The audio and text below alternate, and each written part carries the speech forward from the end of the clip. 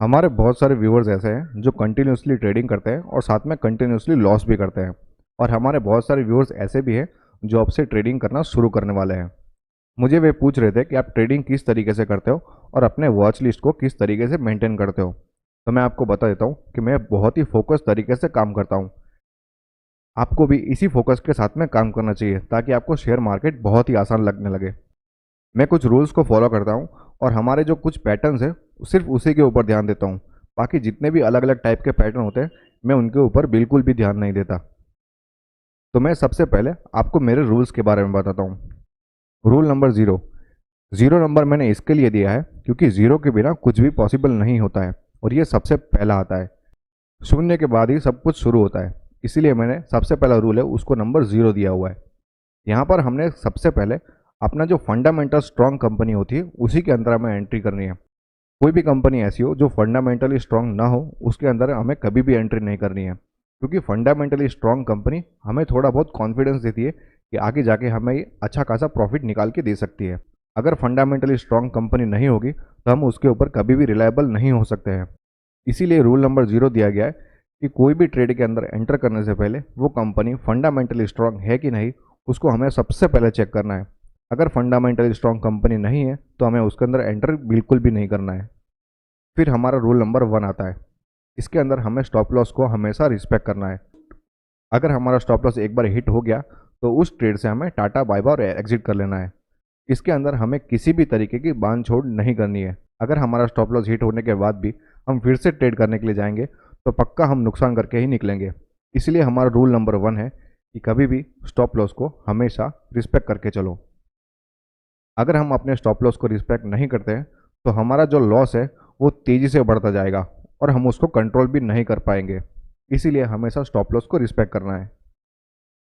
Rule number two ये है कि अगर हमारा जो सेटअप है उसके अंदर हमें कंफर्मेशन नहीं मिलता है तो हम उस सेटअप के अंदर एंट्री नहीं लेंगे। अगर सेटअप के अंदर हमारा कंफर्मेशन नहीं होता है और हम उसके अंदर एंट्री ले लेते हैं तो हमें बाद में ऐसा दिमाग में चलता रहता है कि यार हमारा जो सेटअप है उसके अंदर तो हमें कंफर्मेशन नहीं मिला फिर भी हमने एंट्री कर ली है, अब इस ट्रेड का क्या होगा। ये जो नेगेटिव साइकोलॉजी है उससे निजात पाने के लिए हमारा अगर जो सेटअप है उसके अंदर कंफर्मेशन नहीं मिलता है तब तक उस सेटअप के अंदर हमको एंट्री नहीं लेनी है। ये बात रूल नंबर टू के अंदर क्लियरली लिखा गया है। रूल नंबर थ्री ये है कि हमारा जो सेटअप है वो एकदम क्लियर होना चाहिए। हमने जो भी रूल सेट करे हैं उसके अंदर हमारा सेटअप नहीं बैठता है तो हमें कभी भी एंट्री नहीं लेनी है। ये हमारा रूल नंबर टू था। सेटअप क्लियर होने के बाद ही हमें एंट्री लेनी है। ये रूल नंबर थ्री है। रूल नंबर फोर ये है कि हमारा जो भी पैटर्न होगा वो क्लियरली विजिबल होना चाहिए। अगर हमारा पैटर्न क्लियरली विजिबल नहीं होता है तो हम स्टॉक के अंदर एंट्री नहीं लेंगे। ये हमारा रूल नंबर फोर है। तीन पैटर्न्स ऐसे हैं जिसको मैं स्ट्रिक्टली फॉलो करता हूँ। अगर हमारे सेटअप के अंदर ऐसे पैटर्न देखने को नहीं मिलते तो उस स्टॉक के अंदर मैं ट्रेड बिल्कुल भी नहीं लेता हूँ। पहला हमारा पैटर्न है वीसीपी, जिसको हम वॉलेटिलिटी कॉन्ट्रैक्शन पैटर्न भी कहते हैं, जिसको हम ट्रायंगल पैटर्न भी कह सकते हैं। यहाँ पर यहाँ पर आप क्लियरली देख सकते हैं कि यहाँ पर जो ट्रायंगल पैटर्न है वो किस तरीके से फॉर्मेशन होता है। यहाँ पर ये लाल जो लाइन है उसके अंदर हमारा ट्रायंगल पैटर्न फिट बैठ रहा है। पहले जो वॉलेटिलिटी होती है वो बहुत ही ज़्यादा होती है, मतलब बहुत ही नीचे की तरफ जाता है हमारा स्टॉक, फिर ऊपर की तरफ जाता है और एक पॉइंट पर आकर ये खड़ा हो जाता है। उसके बाद फिर से नीचे जाता है, लेकिन पिछली बार जो नीचे गया था उससे कम नीचे जाता है जिसको हम हायर लो कहते हैं। और तीसरी बार जब जाता है नीचे तो उससे भी कम जाता है नीचे, और चौथी बार ये जब बहुत ही कम नीचे जाता है उसके बाद ये ब्रेकआउट करने की कोशिश करता है। इसको हम वॉलेटिलिटी कॉन्ट्रैक्शन पैटर्न या फिर ट्रायंगल पैटर्न भी कह सकते हैं। दूसरा पैटर्न ऐसा है जिसको मैं कंटिन्यूसली फॉलो करता हूँ और मुझे ये पैटर्न बहुत ही अच्छा लगता है। ये है चैनल पैटर्न। चैनल पैटर्न के अंदर क्या होता है कि जो स्टॉक होता है उसका प्राइस एक जगह पे आकर रुकता है, उसके बाद वापस नीचे की तरफ आता है और एक पॉइंट पे जाकर रुकता है। इसको कहते हैं सपोर्ट और ऊपर को कहते हैं रेजिस्टेंस। ये बार बार अपने सपोर्ट और रेजिस्टेंस को टच करता रहता है और क्लियरली हमें एक साइड का मोमेंटम देखने को मिलता है। यहाँ पर हम तीन टाइप के पैटर्न देख सकते हैं इसके सब पैटर्न के अंदर। पहला यहाँ पर असेंडिंग चैनल चार्ट पैटर्न, दूसरा है डिसेंडिंग चैनल चार्ट पैटर्न और तीसरा है रेक्टेंगल चैनल चार्ट पैटर्न। इसमें जो इसमें से जो डिसेंडिंग चैनल चार्ट पैटर्न है उसके अंदर हम बिल्कुल भी एंट्री नहीं करेंगे, क्योंकि ये क्लियरली दिखा रहा है कि ये जो हमारा सेटअप है और उसका प्राइस है वो धीमे धीमे नीचे की तरफ जा रहा है। ऐसे स्टॉक के अंदर हम एंट्री बिल्कुल भी नहीं लेंगे जो धीमे धीमे नीचे की तरफ जा रहा होता है।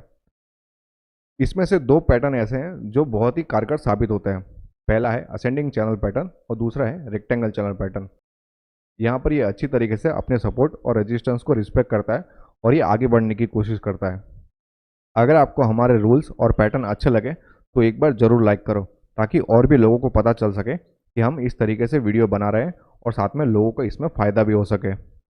ये है तीसरा पैटर्न जिसको मैं फॉलो करता हूँ। ये है अपवर्ड ट्रेंड। अगर कोई स्टॉक अपवर्ड मोमेंटम में है तो ही मैं उसके अंदर एंट्री लेता हूँ। अगर कोई भी स्टॉक डाउन ट्रेंड के अंदर है तो मैं उसके अंदर बिल्कुल भी एंट्री नहीं लेता हूँ। यहाँ पर आप ग्राफ के अंदर देख सकते हैं, ये जो स्टॉक है उसके अंदर ये अपवर्ड मोमेंटम क्लियरली देख सकते हैं कि मतलब ये शेयर धीमे धीमे करके ऊपर जाने की कोशिश कर रहा है और साथ में यहाँ पर 1, 2 और 3 जगह पर इसने यहाँ पर हायर लो बनाने की कोशिश करी है। ऐसे टाइप के पैटर्न के अंदर हमें मैक्सिमम प्रॉफिट देखने को मिलता है। मैंने 10 शेयर्स की वॉच लिस्ट भी बनाई है जो आगे आने वाले वीडियो के अंदर मैं शेयर करूंगा, और डेली इसका मोमेंटम किस तरीके से रहने वाला है वो भी मैं आपके साथ में शेयर करता रहूँगा।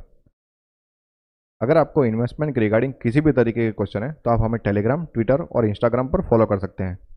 होप ये वीडियो आपको पसंद आया होगा। अगर ये वीडियो आपको अच्छा लगा तो लाइक करो, शेयर करो और सब्सक्राइब करो। Thank you.